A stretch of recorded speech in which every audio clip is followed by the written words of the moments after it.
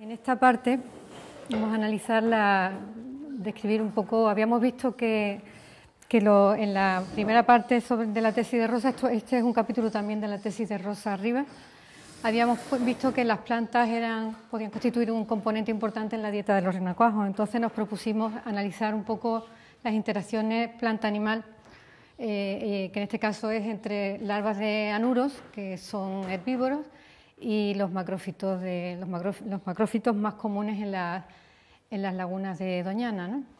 Entonces, volvemos a utilizar las mismas especies que antes en las larvas de anuro. Utilizamos el sapo de espuela, la rana común, la ranita meridional y el sapillo pintojo. Y lo primero que nos planteamos es ver cuánto consumía cada especie de las especies de macrófitos más comunes, que utilizamos para ello estas 4 especies, que son muy comunes en las charcas de Doñana: Calitrique, Ranunculus, Myriophyllum e incluso Cara, que es una alga de gran tamaño. Para ello lo que hicimos es que planteamos un experimento en el que utilizamos acuarios que tenían 80 litros de capacidad, y introducimos cada especie por separada, cada especie de renacuajo por separado, y en cada acuario habíamos puesto, además del sustrato arenoso, habíamos puesto una cantidad de macrófitos de las 4 especies distribuidas equitativamente hasta un total de 60 gramos, que se pesaban al principio. Introducíamos los renacuajos, los dejábamos una semana consumiendo los macrófitos, y cuando había pasado este tiempo los sacábamos y pesábamos los macrófitos que encontrábamos, con lo cual podíamos saber lo que había consumido cada uno. El peso que utilizábamos lo que utilizábamos realmente no era el número de renacuajos, sino peso equivalente entre las distintas especies. Entonces, esto es el resultado de la cantidad de macrófitos que consumía cada uno de las 4 que habíamos puesto, y vemos, como ya habíamos visto antes, que el pelobate es el más consumidor, que llegaba a consumir casi la mitad de todo lo que habíamos puesto en una semana. Y además veíamos que todos eran capaces de consumir, todos eran una buena cantidad de plantas acuáticas, y hay una especie en particular que era la preferida por todas las especies, que es el caletrique. Además, viendo que eran capaces de consumir tallos, hojas, nos queríamos plantear también si podían tener algún beneficio para la planta y si eran capaces de transportar semillas. Entonces lo que hicimos fue que con estos renacuajos que salían de los acuarios, después de estar una semana consumiendo lo que nosotros le habíamos puesto, los individualizamos en vasitos, y los tuvimos durante 48 horas en los vasitos, y después sacamos las heces y contamos las semillas que tenían. Y nos encontramos con que sí, con que efectivamente hacen un transporte de semillas importante, y además de las semillas de todas las plantas que habíamos puesto, sobre todo pelobates, que vuelve a ser la especie que mayor consumo hace, y principalmente aparecían 2 especies, que eran Calitrique y Ranunculus, pero hay que tener en cuenta también, por ejemplo, la presencia que es diferente entre las distintas especies. Y, por ejemplo, en el caso de la rana, que es la que veis, la que veis en medio, sí tuvo incluso un alto consumo de esporas de cara. La pregunta siguiente que nos hacíamos: esto que hemos visto en un acuario, poniéndole nosotros las plantas y dándole la misma cantidad, ¿ocurre también en el campo cuando tienen toda la disponibilidad de su alimento que normalmente comen? Entonces lo que hicimos fue coger muchos renacuajos del campo, ahí tenéis hasta 1032 renacuajos, volvimos a mirar sus heces y a sacar las semillas, y nos encontramos con que efectivamente los renacuajos hacen un transporte o mantienen en su tracto intestinal una cantidad importante de semillas, con lo cual se puede pensar que le hacen un beneficio a la planta, que es el que vamos a comentar luego. De nuevo vuelve a ser pelobates, el sapo de espuela, el que mayor consumo de semillas produce. Teníamos una media de unos 5 o 6 semillas por renacuajo, y de nuevo es Calitrique la especie que más frecuente encontramos en los tractos intestinales, en las heces de los renacuajos que habíamos mirado. La siguiente pregunta, que es la importante de verdad: ¿y esto de que consuma semillas le sirve a la planta? O sea, ¿son viables las semillas que ha consumido un renacuajo?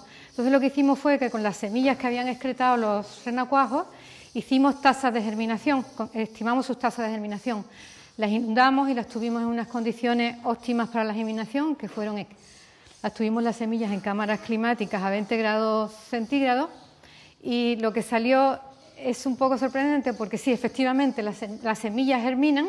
Vemos, por ejemplo, que las semillas de calitriques consumidas por el pelobate tenían un 88% de germinación, pero cada especie tiene una tasa de germinación diferente. Por ejemplo, la rana tiene mayores tasas de germinación que pelobate y la tiene relativamente baja. Y en el caso de Discoloso, que comía muy poco semilla, las que comieron fue muy alta la germinación. En general, lo que podríamos decir es que en una semilla la probabilidad de germinación varía tanto según la especie de planta la especie de planta de que se trataba la semilla como de quién la comiera. Por ejemplo, si pelobate para los calitriques tenía un 88 de germinación, pero utilizando los ranúnculos solo tenía un 30 y en Myriophyllum era 14. O sea, hay una serie de factores ahí variables que dependen tanto de la semilla como de quién lo consume. La pregunta siguiente es, bueno, es verdad, germinan, pero ¿favorece la germinación en condiciones naturales de las semillas? Entonces, no hemos avanzado mucho porque no sabemos exactamente todas las tasas de germinación sin ser ingerida una semilla en todas las especies, pero sí conocíamos porque habíamos hecho las tasas de germinación en ranúnculos y calitriques. En general, las plantas acuáticas además suelen tener bancos de semillas muy perdurables porque sus tasas de germinación son muy bajas. En el caso de ranúnculos, por ejemplo, su tasa de germinación es de un 3%, cuando no se la ha comido nadie. Cuando recogemos las semillas de los frutos que acaban de madurar, nos salía de un 3%, y sin embargo, al ser consumidas por pelobate, vemos que se incrementa hasta 10 veces más.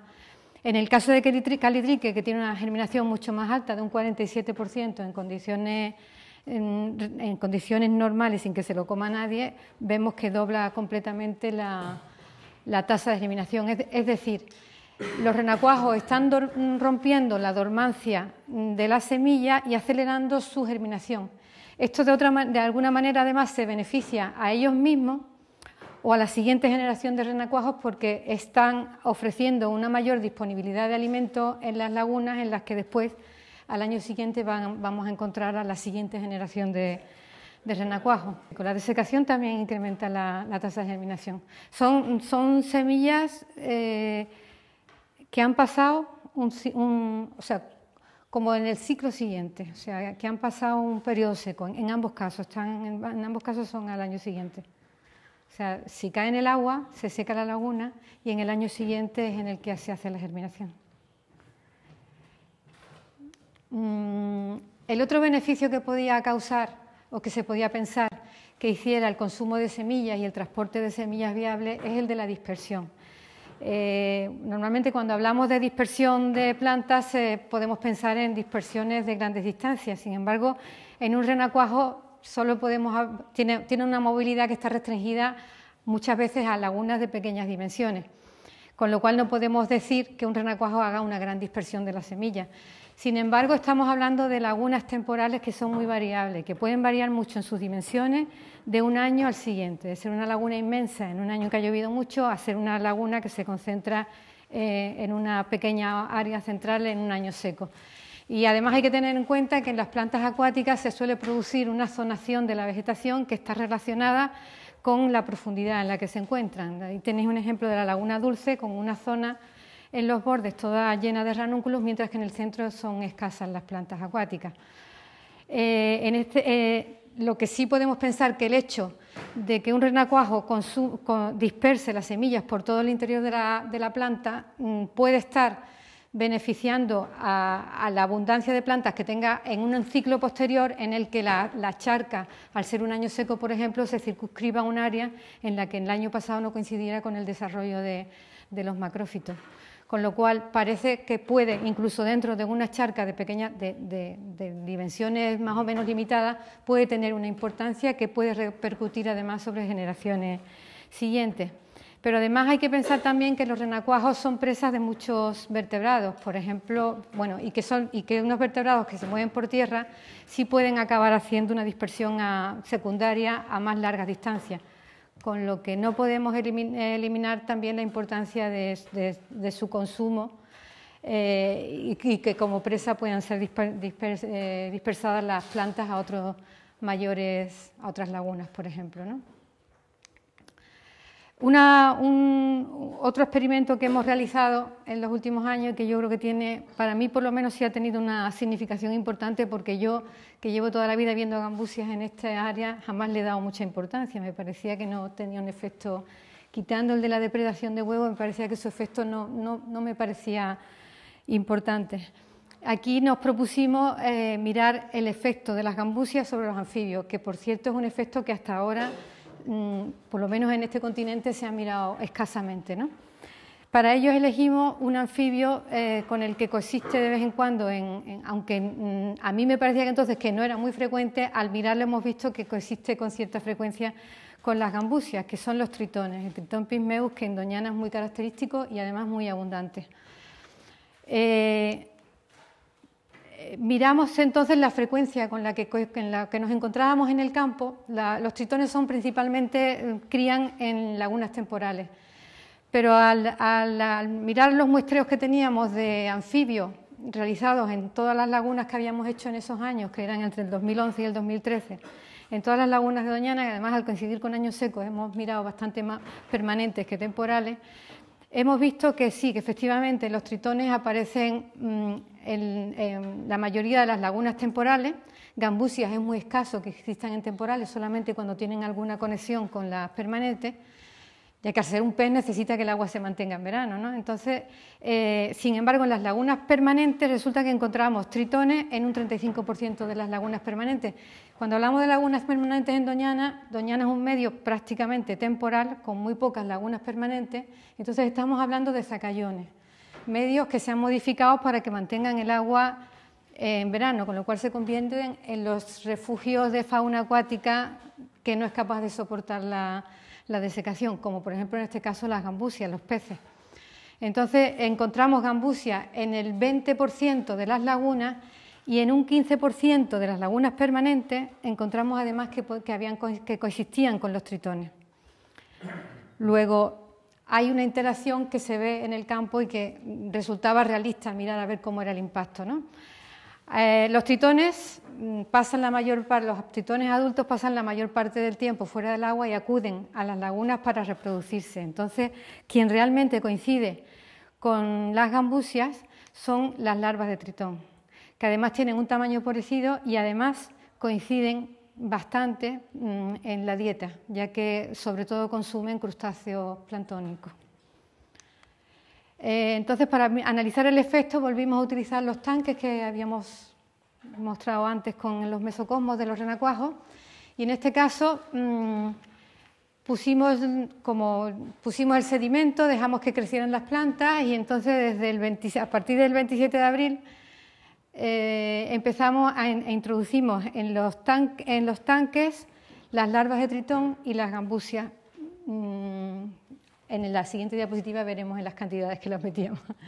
Entonces lo que medíamos al final era el tamaño de los tritones, el número de metamórficos, por supuesto, y la fecha en la que metamorfoseaban.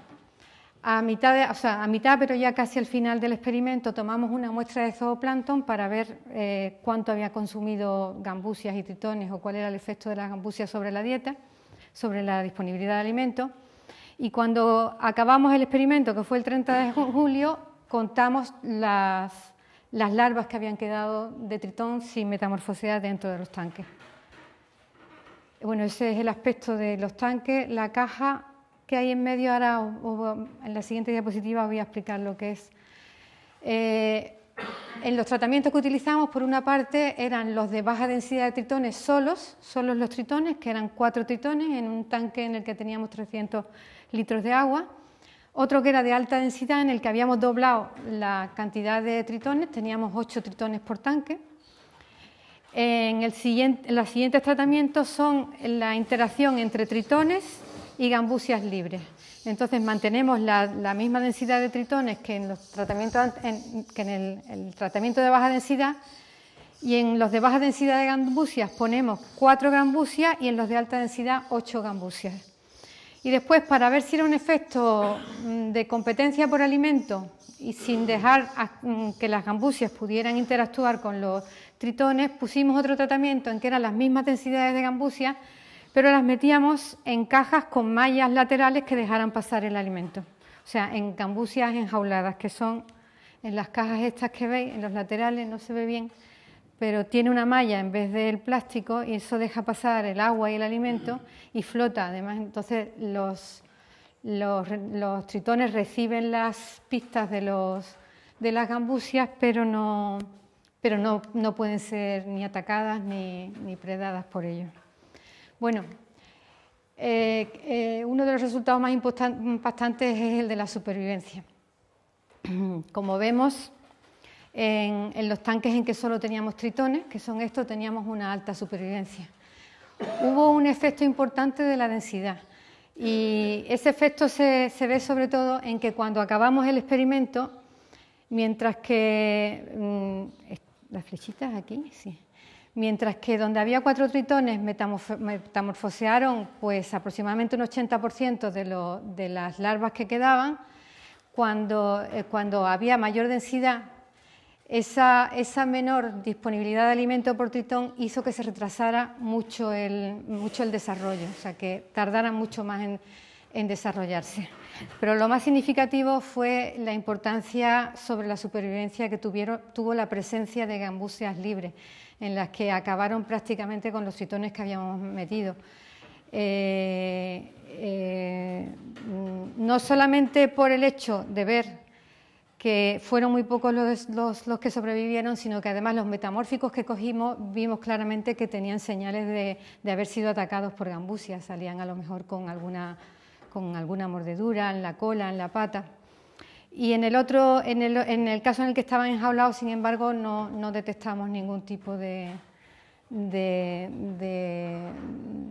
valor significativo. Otra cosa en que afectó fue en el tamaño con el que metamorfosearon los individuos. Esta es la longitud, pero donde mejor se ve es en el peso. Si nos damos cuenta, en los tratamientos en los que había gambusias libres, el tamaño de los metamórficos se redujo muchísimo en relación a los otros. De nuevo, en las enjauladas no llegamos a notarlo. Hicimos una prueba para ver si las gambusias eran más efectivas que los tritones comiendo el alimento. Entonces lo que hicimos fue poner en cubitos aislados un individuo, o bien de tritón o bien de gambusia, y le metimos un número determinado de larvas de quironómido.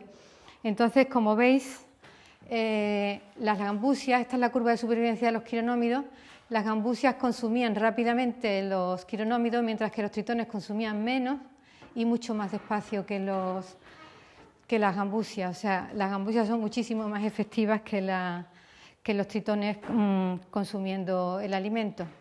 Además, en las muestras que teníamos tomadas de zooplancton, lo que vimos claramente es que se había reducido enormemente la cantidad de alimentos, son número de presas realmente, en los tanques en los que había gambusia.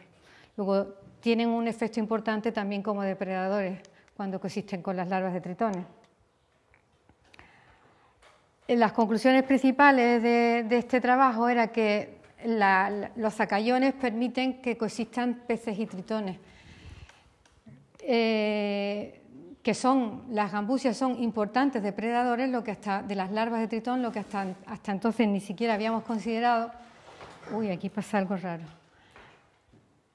Y que además son importantes competidores, lo que además tiene el efecto de que al disminuir la cantidad de alimento por individuo, están afectando también a su tasa de desarrollo, con lo que probablemente salgan mucho más tarde y con menor tamaño que los que no tienen esa interacción. No sé qué ha pasado aquí con las cosas, pero se me han desmantelado los párrafos. Y habría que pensar también que esto nosotros lo hemos mirado solamente con las larvas de tritón enano, de tritón pigmeo, que es el más abundante, pero hay otras 2 especies de tritones que tienen larvas con características muy similares también en tamaño y en composición de la dieta de las gambusias, a las que también podía estar afectando, que sería el tritón boscai y el gallipato, el pleurodele. Y también hay que pensar que como al ser un depredador exótico cabe la posibilidad de que pueda no ser detectado por las especies autóctonas, con lo cual se incrementan la probabilidad de ser depredado por las gambusias. Esto, yo no sé por qué me ha salido así, perdón. Y que sería conveniente tomarlas en cuenta y hacer algún esfuerzo por reducir el impacto. Entonces yo he añadido una última diapositiva en la que de alguna manera me gustaría hacer alguna aplicación de estos estudios a la conservación. Tanto en las gambusias como en los cangrejos nos encontramos con que se nos han introducido, no son propias de medios temporales. O sea, nosotros tenemos una fauna de anfibios muy buena precisamente porque son muy abundantes en las lagunas temporales en Doñana, pero existe, o sea, dentro del sistema del manto arenoso de Doñana, la existencia de medios como los zacallones hace que haya pequeños núcleos en los que se nos concentran estas dos especies exóticas y que de alguna manera están creando un impacto importante sobre especies que están protegidas además, que son los anfibios. Entonces, ambas especies causan un fuerte impacto a las especies de anfibios con las que conviven. Y sin embargo, a ambas especies consideramos que son muy difíciles de erradicar. Consideramos que son difíciles de erradicar en determinados medios, yo misma lo digo, por ejemplo en la marisma. Pero también digo que hay un montón de puntos en estas zonas interiores en las que tenemos zacallones aislados, en las que está causando ese impacto y donde no serían tan difíciles de erradicar. Entonces, lo que me gustaría un poco transmitir es que deberíamos de hacer el esfuerzo por intentar eliminarla de todos esos sitios del interior donde es muy difícil o no es tan frecuente que se produzca la reintroducción. Es una llamada de atención a algo que podemos hacer y que creo que no nos hemos planteado pues porque en otros sitios nos parece imposible. Y bueno, con esto ya creo que... ¿Coexisten los mismos zacallones? Sí. Sí, o sea, son distintas maneras de dispersión, porque la gambusia solo se introduce en los zacallones cuando hay grandes inundaciones, porque tienen que entrar por el agua. Sin embargo, los cangrejos pueden desplazarse por tierra. Pero también se puede movilizar por las aves, con los barros, los huevos. No ponen huevos. Son vivíparas. Sí. Son muy resistentes. Yo no lo entiendo porque parecen espontáneas, pero... Hacerse algo puntual, entiendo que se puede hacer, pero un cangrejo que es capaz de movilizarse a las distancias. Sí, pero no hay... Se puede eliminar y luego lo movilizan otra vez. No, pero no es tan fácil, Chan, porque mira, cuando tú... Bueno, es que he puesto aquí los mapas y no lo he dicho. O sea, este es el mapa de distribución del cangrejo. Solo existe en esta parte. Por aquí abajo no lo hay. La razón es que no hay la conectividad que hay por aquí. Entonces, la salinidad, como yo digo, no, aquí no hay salinidad. O sea, la salinidad puede estar la misma, pero aquí no. Sí, que porque somos colonizados porque se meten en el agua y no se mueven. Por lo menos lo que decían que por eso que, entonces, que yo creo que se podría hacer algo, pero el mantener eso en el tiempo sería insoportable. No. Sería insoportable en el borde de la marisma, porque te van a entrar continuamente. Pero en todas estas lagunas... De hecho, en todos esos zacallones, de hecho hay lagunas como el Zahillo, por ejemplo, que antes tenía cangrejo y desde que está sufriendo desecaciones periódicas no tiene ni cangrejo ni gambusia. Y son las desecaciones. Esto en realidad, estos zacallones están dentro de lagunas temporales. Si ese zacallón, por ejemplo, zacallón que a mí me llama mucho la atención, el zacallón del Navazo Aragón, que está en unas condiciones horrorosas. ¿Por qué no lo desecamos en estos años que además están secos y no nos cuesta mucho trabajo y quitamos de ahí los cangrejos? Con NASA no los quita porque además incluso cuando en los sitios que tienen arcilla, eso lo describe Miguel Ángel en algún trabajo, o sea, se meten en los agujeros e incluso crían en los agujeros. O sea que nosotros un año lo intentamos. Sí, pero cuando son sitios arcillosos que ellos pueden ahondar y llegar hasta el alfreático, se mantiene. Sin embargo, ahí no hay arcilla, eso son arenas. Entonces, en el interior sí que se pueden desecar. Que conste que yo estoy a favor de los zacallones, porque creo que ahora mismo hacen mucha falta. Si no hubiera zacallón es una palabra árabe, no y luego, si no hubiera zacallón no habría nada. O sea, claro, Claro, pero cuando el zacallón tiene gambusias y cangrejos, ese papel que tú dices lo pierde también, porque el cangrejo por lo menos ni plantas ni nada, lo deja en un estado... El ojillo o así, durante mucho tiempo, aquello no era sigue siendo. bastante anóxico y o sea, no hay un buen heredero, no es un buen nada. En cambio, los que tú has estado viendo recientemente, ¿no? Que han sido Sí. son productos también de plantas protegidas.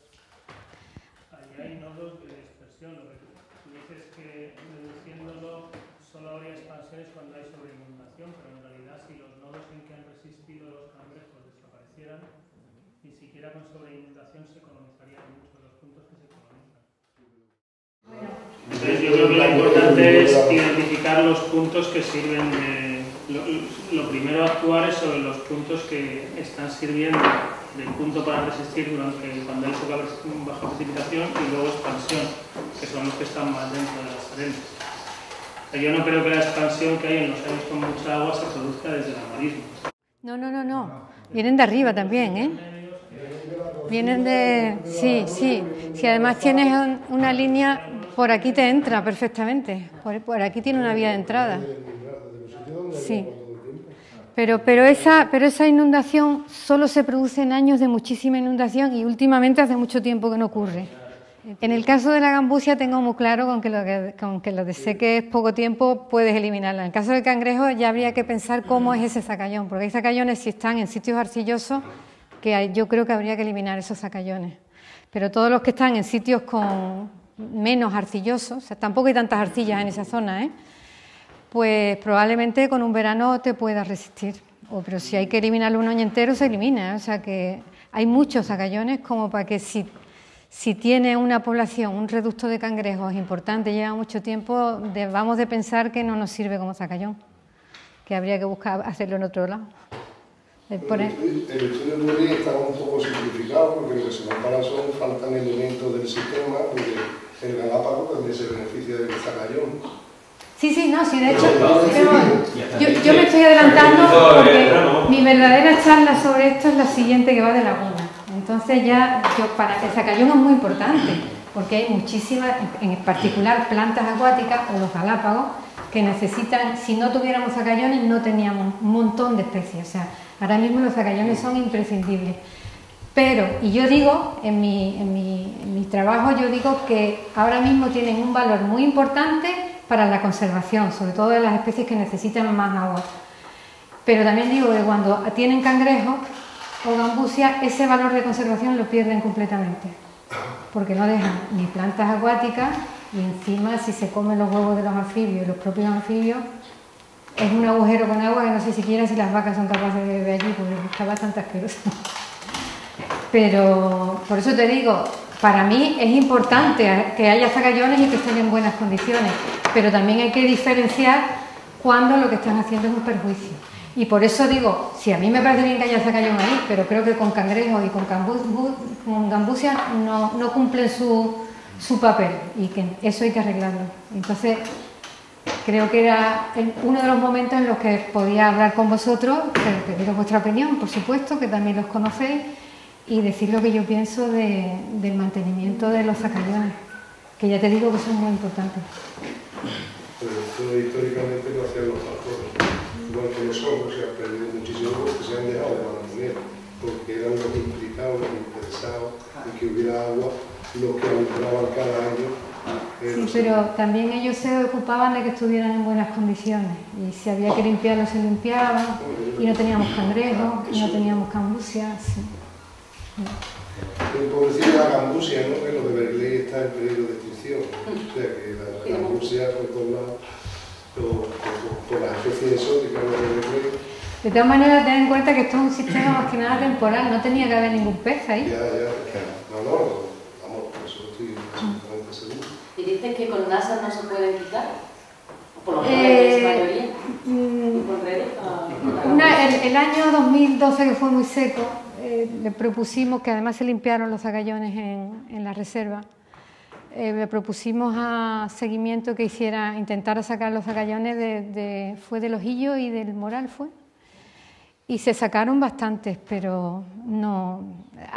Esa zona además tiene una capa de arcillas que, aunque no llega a ser completamente permeable, parece que los acoge bastante bien y no consiguieron. No, el esfuerzo para sacarlos con NASA es muy grande, tiene que ser muy grande. Cuando realmente con una red de zacallones como la que tenemos, eliminar un zacallón que tiene cangrejo se puede eliminar, y si hace falta otro zacallón por esa zona, a lo mejor se puede poner en un sitio que no tenga arcillas, que parece que es más fácil de manejar o de provocar desecaciones que... De hecho, ya te digo, en lagunas como el Zahillo, que es completamente arenosa, desde que está sufriendo los procesos de desecación que tiene, desaparecieron los cangrejos, y tenía cangrejos antes. A ver, y la gambusia, están en esos zacallones, pues, han llegado de alguna manera. ¿Cómo han llegado ahí? Pues quiere decir, si precisamente el hecho de que se mantengan, claro, es porque hay una permanencia de agua, las temporales pues no pueden ser, pero si se deseca y después ya se vuelve a llenar, y la probabilidad de que recolonicen otra vez, de que... Depende de que llueva muchísimo. Depende de que llueva muchísimo, pero es que las grandes inundaciones no son tan corrientes. O sea, lo que yo planteo es que, y lo discutimos el otro día, que realmente un plan de manejo de lagunas en realidad podría consistir en intentar erradicar a los exóticos. ¿Y qué pasa aquí? Que los exóticos son cangrejos y gambusias, sobre todo, bueno, los animales, porque las plantas van por otro lado, como tú sabes. Y estos van a llegar, porque además son propios de agua, el cangrejo se mueve por tierra también, pero desde luego necesita aguas más permanentes que los anfibios y que la mayoría de los propios del sistema para mantenerse. Entonces, entran solo en años que hay muy grandes inundaciones. La gambusia sí está lo hace mucho tiempo, o sea. Y yo me imagino, pues, yo qué sé, en el 89 hubo una inundación bestial. Y debe ser en esos años en los que se ha colado, pero el problema es que se ha quedado. Si después en el 90 nosotros hacemos un esfuerzo, simplemente desecamos un verano un zacallón, o si hace falta un año entero, me da igual, pero creo que es importante sacar a los exóticos de zonas donde habitualmente no llegue. Puede que dentro de 10 años me llegue otra gran inundación y tenga que volver a hacer esfuerzo, pero creo que vale la pena, porque tenemos un sistema en general bien conservado, con puntos intermedios que dicen, no sé, que dan la nota y que creo que no es tan gordo el esfuerzo que proponemos. Y que conste que yo estoy a favor de los zacallones. Sí, yo creo que los problemas que tenemos simplemente es que desde que solo nos dedicamos a conservación, un poco no nos hemos fijado en estos problemas, en estas cosas que se nos han quedado ahí colgando. Entonces, yo lo único que intento es hacer una llamada de atención a que hay que fijarse que eso está ahí. De hecho, por ejemplo, en las reservas se han tirado 30 años sin limpiarse y tenemos unos reductos ahí que son importantes y que no cuesta tanto, o que deberíamos de tener en mente si queremos mantener el sistema en buenas condiciones, ¿no? Yo pienso que, bueno, desde mi punto de vista, en los planes en los presupuestos de tanto reserva como parque como espacio, deberíamos de tener siempre un presupuesto encaminado a revisar si están en buenas condiciones y a cortar esos problemas que tenemos. O sea, si hay cangrejos o si hay gambusia, los podemos quitar, los podríamos haber quitado hace 30 años y no lo hemos quitado, ¿eh?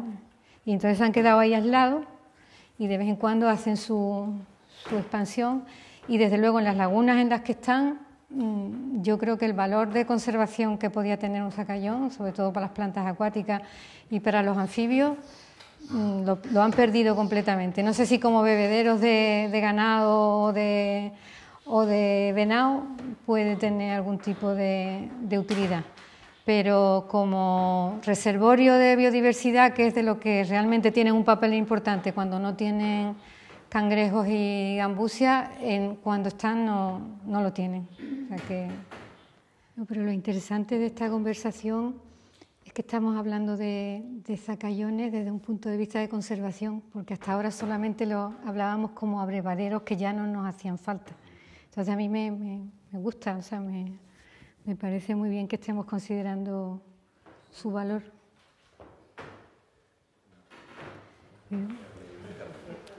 De nada.